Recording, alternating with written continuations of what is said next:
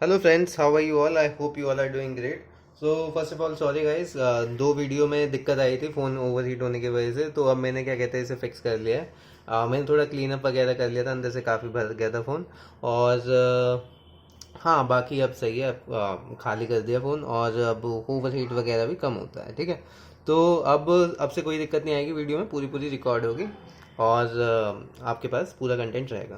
तो last class में हमने यहाँ से छोड़ा था, मैंने P1 के बहुत सारे केसेस बताए थे आपको और मैं फिर उसे उन्हें करवाने जा रहा था। ठीक है, केस नंबर 1 मैंने ऑलरेडी करा दिया था, जो आपको पहले ही समझ में आ गया था। ठीक है, अब हम आएंगे केस नंबर 2 की ओर। केस नंबर 2 क्या था आपका कि जो MRS है वो मतलब ये वाला था ना कि MRS is less than P1/P2 और उसके बाद भी सेम रहता है।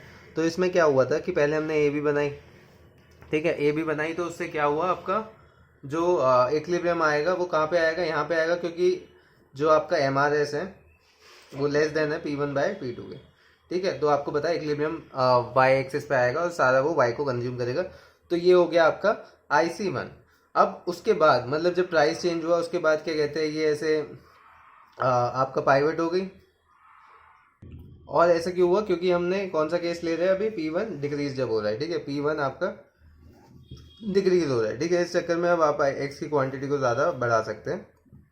पर अगर आप यहाँ पे देखें तो चेंज इन जो मनी इनकम था, जो हम वापस लेते थे फिर दे देते थे, वो इसमें जीरो आ जाएगा, क्योंकि डेल्टा P1 तो आपका हो गया, कितना हो गया, मतलब कुछ भी हो, चलो डेल्टा P1 क्या कहते हैं, कुछ भी नंबर ले लो, 3 4 या कोई भी कांस्टेंट हो गया, पर X1 तो आपका जीरो है इस केस में। तो इसका मतलब change in money income zero है और ये दोनों पाइवेटेड और आपका इनिशियल वाली ओवरलैप कर जाएगी और सिर्फ ये एक शिफ्टेड वाली होगी, जब आप क्या कहते हैं जो मनी इनकम कम हुई थी उसे वापस देने की वो होगी। ठीक है, मतलब एक तरीके से आप ये कह सकते हैं, जो आपकी पाइवटेड थी, पाइवटेड और जो आपकी शिफ्टेड होती है वो इन दोनों में सेम रहेगी। ठीक है, क्योंकि चेंज इन मनी इनकम आपका इसमें जीरो है। सॉरी, मैंने इनिशियल बोल दिया था। हाँ, पाइवटेड और शिफ्टेड आपकी सेम रहेगी। वो कौन सी होगी, AD, ये वाली हो जाएगी आपकी। पाइवटेड भी यही है और आपका जो शिफ्टेड बजट लाइन थी वो भी यही है। ठीक है, क्योंकि इसमें आपका मनी इनकम दोनों में सेम है, money income is same in everything. और आपके प्राइजेस भी क्या कहते हैं इसमें सेम रहेंगे, मतलब जो चेंज प्राइजेस है ना वो आ जाएंगे P1-P2M, P1-P2M, मतलब इन दोनों का सेम रहेगा। तो इसलिए ये वाली लाइन हो गई, आपको समझ में आ गया होगा ऐसा क्यों हुआ। अब दूसरी बात यहाँ पे भी क्या कहते हैं, आफ्टर मतलब क्या था, हाँ, इनइक्वालिटी जो है बाद में भी सेम थी प्राइस चेंज होने के बाद। तो ये P1-P2 हो गया। ठीक है, अब भी लेस देन है। अब क्या होगा, इक्विलिब्रियम हमें पता है भाई यहीं से आना है और आपका क्या कहते हैं E1 से हमेशा पास करती थी पाइवेटेड बजट लाइन। ठीक है, तो आपका ये E2 भी यहीं होगा और E3 भी यहीं होगा और IC1 is equal to IC2 is equal to IC3। ठीक है, और इसका मतलब ये हो गया कि भाई जो आपका X1 है और X1 है और X1 है वो तीनों आपके सेम है। और मनी इनकम इसलिए अनचेंज रही है क्योंकि P2 जो है वो कभी चेंज ही नहीं हुआ। Hence change in P1 will not affect आपका P2। ठीक है, तो यहाँ पे अगर देखा जाए तो सब्सटीट्यूशन इफेक्ट भी आपका जीरो और price effect is equal to income effect. ठीक है, वो भी आपका जीरो ही है, क्योंकि यहीं पे मतलब यही क्वांटिटी आई है, कुछ चेंज हुआ ही नहीं है। मतलब X1 तो हमें तो वही रहा है ड्यू टू दिस इनइक्वालिटी। ठीक है, आगे केस समझ में। अब आइए एक और केस बना देता हूँ, फिर 6 केसेस है टोटल, 3 मैंने करा दिए और फिर आपको 3 खुद करने पड़ेंगे। ठीक है, वो आपके होमवर्क हो जाएंगे। इसके बाकी 3 भी कॉम्प्लिकेटेड है, तो आपने अगर खुद से कर लिया तो बहुत अच्छी बात है। नहीं हो तो मुझे कमेंट सेक्शन में बताना कि सर ये नहीं हुए, और आप हमें वो 3 केसेस भी खुद से अपने हाथों से करा के दिखाओ। मैंने कहा ठीक है।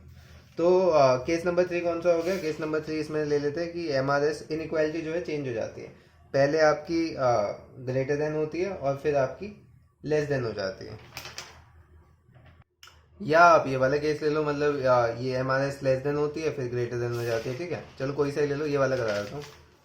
इसमें क्या होता है आपका P1 तो आपका डिक्रीज हो ही रहा है, ये तो हमें पता ही है, P1 डिक्रीज हो रहा है।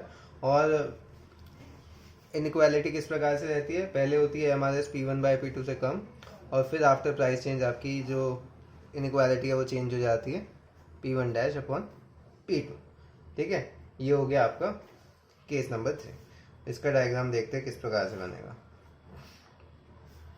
तो ये हो गई आपकी इनिशियल बजट लाइन बना लेते हैं सबसे पहले, विच इज़ AB। ठीक है, AB हो गई और पहला आपको पता है कि क्या है, लेस देन है वो सारा वाई को कंज्यूम करेगा। तो ये आपका IC1 हो गया, ये आपका E1 हो गया। ठीक है, यहाँ तक कोई दिक्कत नहीं। उसके बाद क्या हुआ, उसके बाद अब आपको पता है मतलब यहाँ तक तो सेम केस रहेगा क्योंकि यहाँ पे चेंज इन एम 0 हुआ है और P2 में कोई चेंज आया नहीं है। ठीक है, तो यहाँ तक तो कहानी सेम रहेगी, ये AD तक ही जाएगा और जो आपकी पाइवेटेड और शिफ्टेड होगी वो सेम रहने वाली है। ठीक है, तो हाँ ये कर लेते हैं। फिर यहाँ पे ये हो गई आपकी AD। ठीक है, यहाँ तक चीज़ सेम है। अब यहाँ पे क्या हुआ, इनइक्वालिटी चेंज हो गई। तो इनइक्वालिटी चेंज हो गई, MRS बड़ा हो गया, तो इसका मतलब क्या है कि आपका जो IC है उसका स्लोप ज़्यादा है एज कम्पेयर टू आपकी बजट लाइन। तो वो कुछ इस प्रकार से बनेगा भाई। ठीक है, ये IC2 हो गया आपका ये IC2 हो गया, तो ये क्या हो गया, ये आपका E2 हो गया और यही आपका E3 भी होगा। तो इसका मतलब ये है, ये IC2 और यही आपका IC3 हो गया। ठीक है, तो यहाँ पे अगर आप देखो तो यहाँ पे X1 तो यहाँ पे आ रहा था, पर ये आपका जो X1 डैश है और X1 डबल डैश है ये यहाँ पे आया है। तो यहाँ पे एक तरीके से देखो, यहाँ से यहाँ तक क्या हुआ है, X1 से X1 डैश पे गए हो तो ये तो नेगेटिव सब्सटीट्यूशन इफेक्ट है और इसमें इनकम इफेक्ट तो इसमें जीरो ही आएगा यहाँ से, मतलब दोनों सेम है क्योंकि इसमें से माइनस करोगे जीरो हो जाएगा। तो negative substitution effect is equal to price effect, और यही केस था हमारा ये वाला। ये मैंने इसलिए कराया क्योंकि ये वाला केस आगे का, अगर इनक्वालिटी चेंज होती है तो इनकम इफेक्ट जीरो होता है और आपका सारा प्राइस इफेक्ट जो है वो सब्सटीट्यूशन इफेक्ट के बराबर होता है। ठीक है, तो ये थी कहानी इसकी। बाकी इसके अलावा जितने भी केस हैं वो आपको करने हैं। ठीक है, P1 के हो गए, P1 के 6 केस हो गए और आपका फिर जो P2 है उसके 6 केस हो गए। डिक्रीज इंक्रीज सारा करना है, तभी जाके आपके ये जो है ये चीज़ अच्छे से समझ में आएगी। एक और केस करा देता हूँ, ये थोड़ा मतलब ये थोड़ा कॉम्प्लेक्स है, स्टार मार्क कर लेना ये वाला केस। तो केस नंबर 4 कर लो, या ये वैसे कौन सा इसके उससे कौन सा हो गया, MRS ग्रेटर देन ये और फिर लेस देन। हाँ, तो ये वैसे लास्ट केस है इसका, चेंज इन P1 का, केस नंबर 6। इसमें क्या था भाई, MRS जो है पहले तो थी greater than P1 by P2 और फिर उसके बाद देखोगे P1 आपका राइज हुआ था एंड जो MRS थी वो फिर कम हो गई थी प्राइस चेंज होने के बाद। ठीक है, ये वाला केस है, इसको देखते कैसे बनाते हैं, आइए। तो ये हमने ग्राफ बना लिया, यहाँ पे QY आ जाएगा, क्वांटिटी ऑफ Y, यहाँ पे क्वांटिटी ऑफ X, ये सब लिखना है। ठीक है, मैं तो खाली छोड़ देता हूँ, पर आपको क्या कहते हैं सब कुछ प्रॉपर उसके साथ क्या कहते हैं प्रेजेंटेशन के साथ आपको चीज़ें करनी है, तभी आप मज़ा आएगा चीज़ों को करने में। तो ये तो हो गई आपकी initial budget line which is AB। अब AB पे आपको पता है कि जो MRS है पहले P1 बाई P2 से ज़्यादा है, तो वो सारी क्या कहते हैं क्या करेगा, वो सारी अपना X1 ही कंज्यूम करेगा। ठीक है, ये चीज़ आपको पता लग गई। ये थोड़ा मैं इधर ले लेता हूँ, ये ना AB डैश हो जाएगा क्योंकि ये फिर खुला खुला डायग्राम बन जाएगा ना, ये ज़्यादा छोटा ले लिया।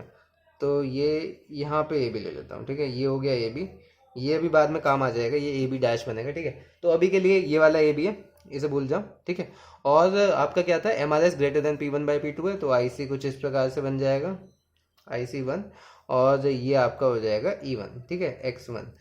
फिर क्या हुआ, फिर आपका प्राइस में चेंज आया। प्राइस में चेंज किस प्रकार से आया, आपका P1 जो है वो बढ़ गया। तो अब आपका क्या होगा, ये X1 यहाँ आ गया, IC1 ये और E1 ये। एक चीज़ ध्यान रखना है, जैसे IC बने हैं ना, तो ये ऐसे कुछ इस पैरेलल बनने हैं सारे। ठीक है, कभी ऐसे बना दो, मैंने हल्का सा ऐसे जल्दी में बना दिए, ये फ्री हैंड बना रहा हूँ, तो ये सारे पैरेलल होने चाहिए जो IC है, मतलब इस प्रकार से नहीं, ये इस प्रकार से आना चाहिए कि ये दोनों ऐसे पैरेलल है। यहाँ पे भी सारे जितने भी IC होंगे ना वो सारे पैरेलल होने चाहिए एक दूसरे के। तो ये मैं थोड़ा सा इसे अंदर कर लेता हूँ ताकि हमारा ये पैरेलल हो जाए, और हमें इससे पैरेलल तो चाहिए एक लाइन, तो ये मैं पहले जोड़ लेता हूँ B से। ये मैंने जोड़ लिया, इसे आप हटा दो। अब क्या कहते हैं, ये यहाँ पे IC निकाल दो, ये हो गया आपका IC1। ठीक है, ये हो गया आपका A1। और फिर क्या हुआ, आपका प्राइस ऑफ गुड वन बढ़ गया। ठीक है, पर आपकी जो चेंज इन इनकम थी वो हमने उससे जितनी बढ़ी थी वो कम हुई थी, वो वापस दे दी। इसके कारणवश उसने ऐसे E1 से तो हमेशा पास होगा और Y की कंजम्पशन ज़्यादा कर दी। ठीक है, कर सकता है क्योंकि उसे मनी इनकम एक्स्ट्रा मिल गई और आपका प्राइस ऑफ गुड वन बढ़ा है, तो रिलेटिव प्राइस चेंज होने की वजह से वो सब्सटीट्यूट कर सकता है। पर यहाँ पे हम देखेंगे कि फिर इनइक्वालिटी किस प्रकार की है। अब ये हो गई आपकी एक तरीके से कौन सी हो गई, ये पाइवेटेड हो गई, और ये यहीं से की शुरू हुई है क्योंकि E1 से पाइवेटेड हमेशा पास करती है। अब यहाँ पे अगर आप देखेंगे इनइक्वालिटी चेंज होगा, इसका मतलब वो सारा वाई को कंज्यूम करेगा। ये किसके पैरेलल होगा, ये IC1 के पैरेलल होगा। ये ध्यान रखने वाली चीज़ है। ये हो गया आपका IC2 विच इज़ E2, ठीक है। यहाँ पे आपका आ गया X1 डैश। अब यहाँ पे देखेंगे इसके बाद भी आपका क्या था, जो फिर क्या हुआ था, हाँ, जो मनी इनकम बढ़ी थी जो उसे दी थी हमने ताकि रियल इनकम को कांस्टेंट रखने के लिए, वो अब वापस ले ली और आपकी जो पहले इनकम थी वही सेम हो गई। तो ये पैरेलल शिफ्ट यहाँ पे लग गया डायरेक्ट, और ये हो गया आपका AB डैश, ठीक है। ये हो गई आपकी शिफ्टेड बजट लाइन। और यहाँ पे भी आप देखेंगे तो इनइक्वालिटी वही है, MRS is less than P1 dash by P2, ठीक है। MRS इन दोनों का सेम है, ये दोनों का सेम है, तो आपका ये भी यहाँ पे ये आएगा। ये इसके पैरेलल बना दो, IC1 और IC2 के पैरेलल, ये IC3, ये हो गया आपका E3, X1 dash is equal to X1 double dash. और यहाँ से अगर आप देखोगे ये क्या है आपका negative substitution effect is equal to negative price effect, ठीक है। आ गया। ये हल्का सा कॉम्प्लेक्स केस था, तो ये मैंने बता दिया। बाकी सारे आप हाँ अब आराम से कर लोगे, 4 मैंने बता ही दिए, और इसके बाद जितने भी आएंगे वो आप बहुत आराम से कर लोगे, ठीक है। सबकी प्रैक्टिस करो, चेंज इन P2 वाले केस की भी, मतलब ये सारे चेंज इन P1 के थे। फिर P2 पे आओ कि वाई एक्सिस से भी आपका हाथ साफ हो जाए कि कैसे कैसे चेंज होता है, कैसे कैसे पता लगेगा, और फिर ही आगे बढ़ना है, ठीक है। तो आशा करता हूँ आपको ये बहुत अच्छे से समझ में आ गए होंगे। तो आपका स्लेट्स की फिनिश हो गया in case of perfect substitute also. Next class में आप चाहोगे तो चलो स्टार्ट एक इसका न्यूमेरिकल भी करा देंगे। न्यूमेरिकल मैंने, हाँ, न्यूमेरिकल नहीं कराया इसका, तो इसका एक न्यूमेरिकल देख लेंगे, और फिर क्या कहते हैं उसके बाद पढ़ेंगे आपका एक क्वाज़ाई लीनियर देख लेंगे स्लेट्स के केस में, और फिर अपना हिक्स अप्रोच में हम शिफ्ट हो जाएंगे। तो थैंक यू गाइस, बहुत प्यार और जोश और उत्साह के साथ इस वीडियो को देखने के लिए। मिलते हैं नेक्स्ट लेक्चर में, तब तक के लिए गुड बाय, टेक केयर, सी या।